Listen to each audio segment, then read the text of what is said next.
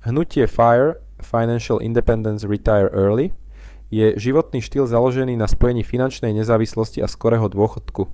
Tento prístup spočíva v tom, že jednotlivci sa snažia dosiahnuť finančnú nezávislosť čo najskôr, a to zvyčajne prostredníctvom vysokého sporenia, investovania a minimalizovania výdavkov. Základné princípy FIRE, šetrenie a investovanie. Cieľom je šetriť a investovať veľkú časť príjmu, často 50% až 70%, do rôznych investičných nástrojov, ako sú akcie, dlhopisy alebo nehnuteľnosti.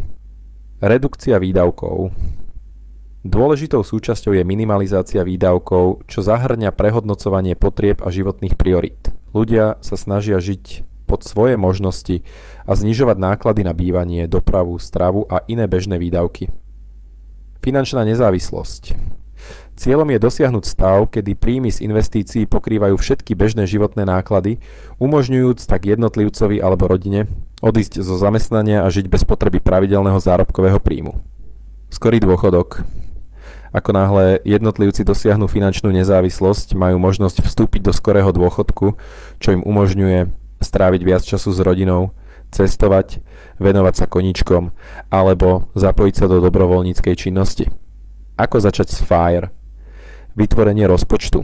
Dôležité je mať jasný prehľad o príjmoch a výdavkoch a nastaviť rozpočet, ktorý maximalizuje úspory.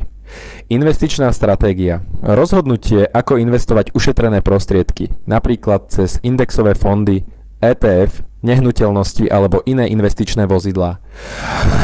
Zvyšovanie príjmov.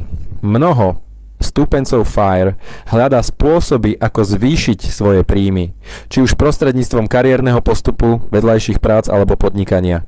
FIRE nie je pre každého a vyžaduje si značnú disciplínu a dlhodobé plánovanie.